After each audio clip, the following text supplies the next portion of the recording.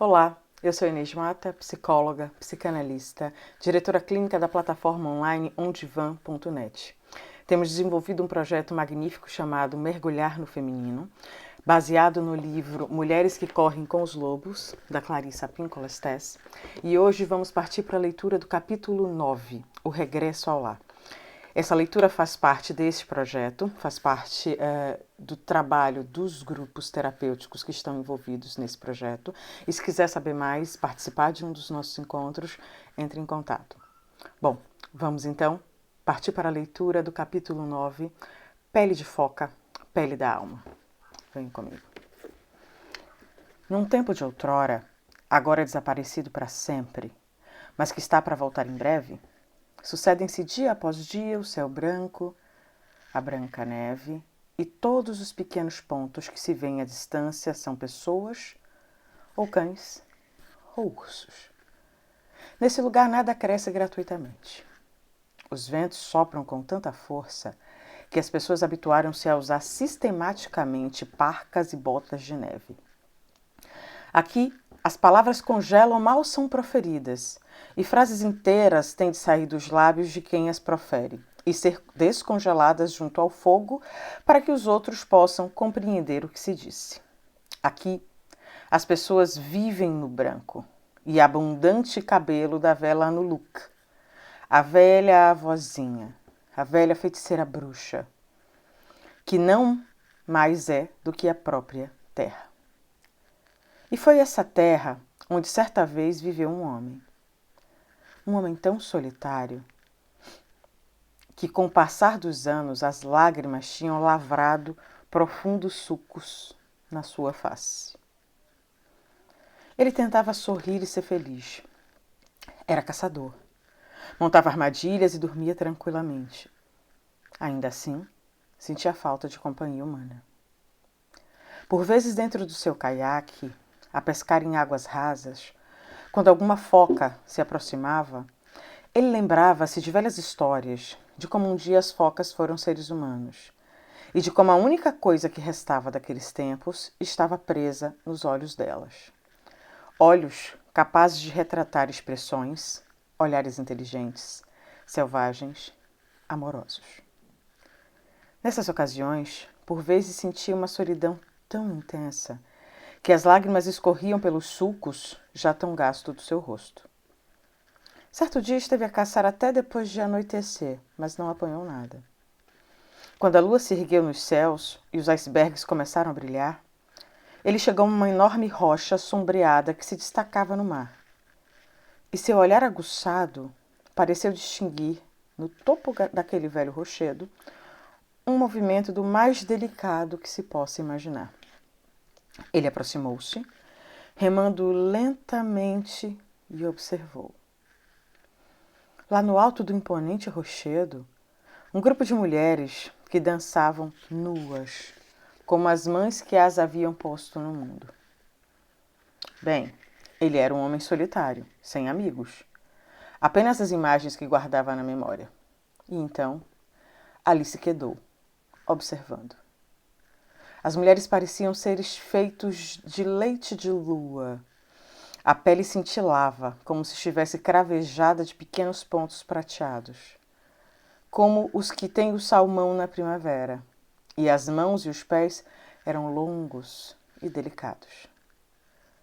Eram tão belas que o homem deixou-se ficar sentado, atônito, no barco, embalado pela água que o ia levando e aproximando cada vez mais do rochedo.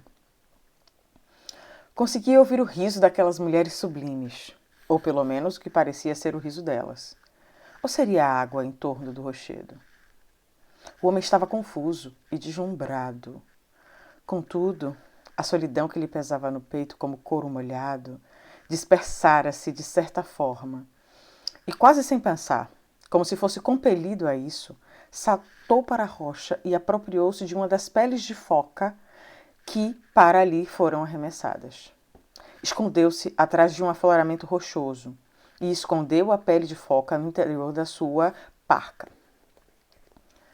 Não tardou nada e uma das mulheres chamou com uma voz que era do mais belo que ele já ouvira.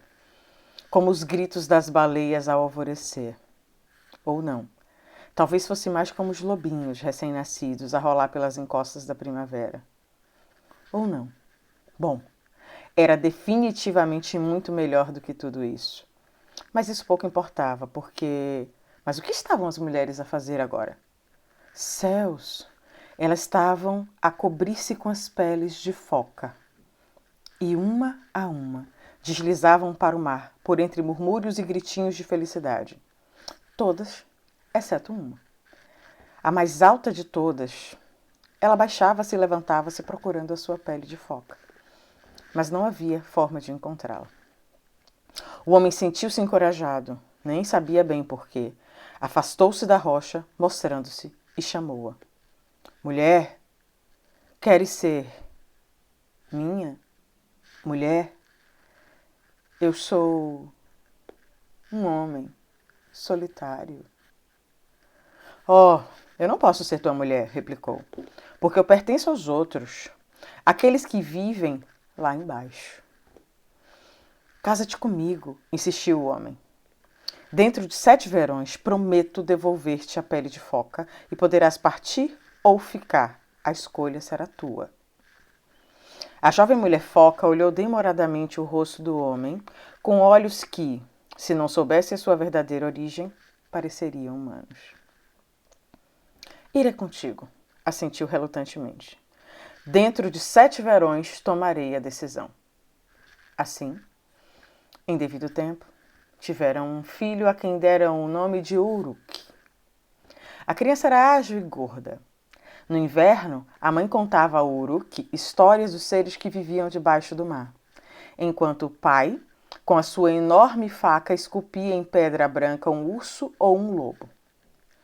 Quando a mãe levava o pequeno Uruk para a cama, mostrava-lhe as nuvens e todas as suas formas através da abertura da casa para a saída dos fundos.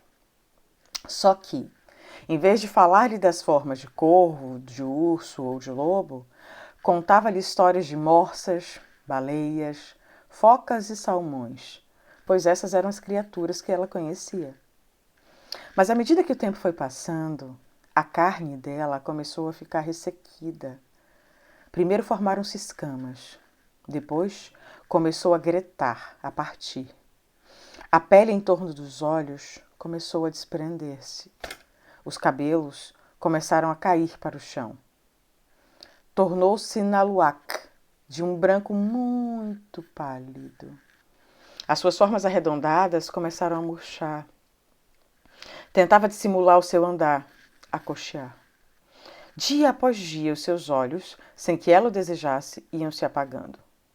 Começou a estender a mão para tatear e encontrar caminho, porque os olhos já não conseguiam ver. E assim foi andando. Até que certa noite, o seu filho Uruk acordou com os gritos, sentando-se na cama enrolado nas suas peles de dormir.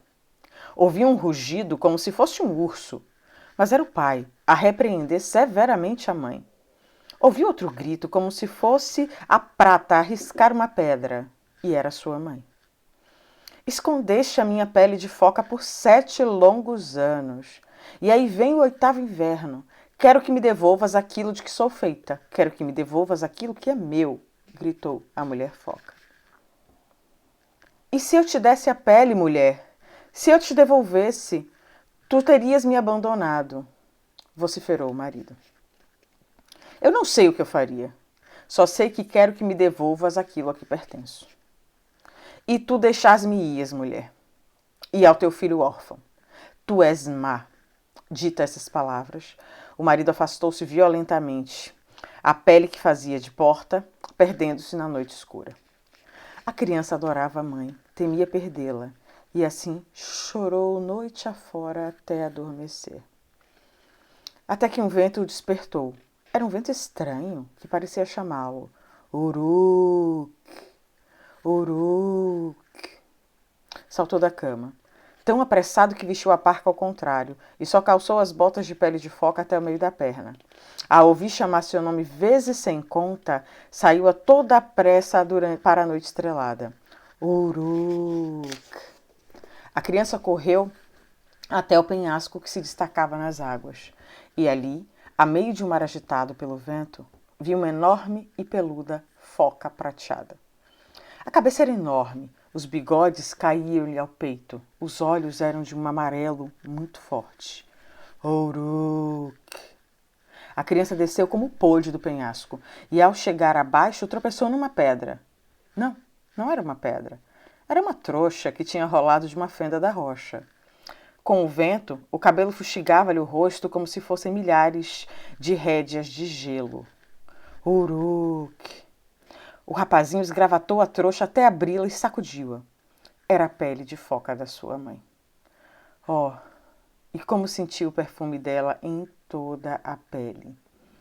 E quando abraçou a pele, encostando-a no rosto, inspirando o perfume, a alma da sua mãe penetrou nele qual súbita aragem de verão. Oh! Exclamou num misto de dor e alegria, encostando novamente a pele ao rosto. Mais uma vez a alma da mãe penetrou nele. Oh! Exclamou novamente, a sentir-se preenchido no infinito amor da sua mãe. E lá longe, a velha foca prateada mergulhou lentamente por entre as águas. O rapaz soltou do rochedo e correu para casa toda a pressa com a pele de foca a esvoaçar nas suas costas. Ali chegando, atirou-se para o chão. A mãe ergueu-o, bem como a pele de foca, e fechou os olhos, agradecida por tê-los ali, a ambos, em segurança. Ela cobriu-se com a pele de foca. Oh, mãe, não, suplicou o rapazinho. Ela ergueu-o do solo, ajeitou-o debaixo do braço e, meio a correr, meio a tropeçar, dirigiu-se ao mar revolto. Oh, mãe, não, não me abandones, gritou Uruk. E era impossível não perceber imediatamente que a mãe queria ficar junto com o filho. Queria muito. Mas algo a chamava, algo mais velho do que ela, algo mais velho do que ele, algo mais velho do que o tempo. Oh, mãe, não, não, não, gritava a criança. Ela voltou-se para ele com uma expressão de amor imenso no olhar. Tomou o rosto do filho nas mãos e, com seu doce alento, insuflou de ar uma e outra vez os pulmões do menino. Depois, com o menino debaixo do braço, qual carga preciosa, mergulhou bem fundo nas águas do mar e nadaram para as profundezas mais fundas, a mulher foca e o seu filho. Ambos respiravam debaixo d'água com toda facilidade. Continuavam a nadar cada vez mais fundo, até chegarem à enseada subaquática das focas, onde todo tipo de criaturas comia e cantava, dançava e conversava. E a enorme foca prateada que chamaram Uruk, nas águas escuras do mar, o abraçou e o chamou de neto. Como tens te dado lá por cima, minha filha? Perguntou a grande foca prateada. Magoei um ser humano, respondeu a mulher foca, afastando o olhar. Um homem que deu o seu melhor para que eu ficasse com ele. Mas não posso voltar, porque se o fizesse, estaria a transformar-me em prisioneira. E o rapaz? Perguntou a velha foca. O meu neto, acrescentou numa voz trêmula de tanto orgulho. Tem de regressar, pai. Ele não pode ficar. Ainda não chegou o momento dele ficar do nosso lado. Dito isso, ela chorou. E juntos choraram. E assim se passaram alguns dias e algumas noites, 7 para ser mais precisa. Tempo durante o qual o cabelo e os olhos da mulher foca foram recuperando o brilho. Recuperou a sua bela cor escura, recuperou a visão e as rotundidades do corpo. E pôde recomeçar a nadar sem qualquer dificuldade. Porém, chegou o dia em que deveria devolver o rapaz à terra. Nessa noite, o velho avô foca e a bela mãe de Uruk nadaram, ladeando o rapazinho. Subiram, subiram e subiram cada vez mais alto, até chegarem ao mundo superior. Aí chegados, depositaram suavemente a criança nas margens pedregosas ao luar. Estarei sempre contigo, afiançou-lhe a mãe. Basta-te-á tocar naquilo que eu toquei, nos meus pauzinhos para acender o lume, na minha ulu, na minha faca, nas minhas esculturas em pedras de lontras e focas, para que eu insufle nos teus pulmões um sopro que te fará cantar as tuas canções. A velha foca prateada e a sua filha beijaram a criança vezes sem conta. Finalmente, afastaram-se dela e entraram, nadando, no mar. E depois de olharem uma última vez para a criança, desapareceram nas águas fundas. E Uruk ficou, porque a sua hora ainda não tinha chegado. Com o passar do tempo, o rapaz cresceu e tornou-se num famoso tocador de tambor, cantor e criador de histórias. E dizia-se que tudo isso se devia ao fato de, em criança, ter sobrevivido a ser transportado para o mar pelos grandes espíritos das focas. Agora, a meio das brumas cinzentas da manhã, ainda é possível vê-lo algumas vezes com seu caiaque amarrado, ajoelhado num certo rochedo do mar. Ao que parece, a falar com uma certa foca fêmea, que muitas vezes aparece junto à costa. Ainda que muitos tenham tentado caçá-la, fracassaram uma e outra vez. É conhecida como Tangikak, a cintilante, a sagrada, e dizem que, apesar de ser uma foca, é capaz de reproduzir com o olhar aquelas expressões humanas sábias, selvagens e amorosas. Fim do conto. Espero vocês para a nossa discussão no nosso próximo encontro. Um abraço.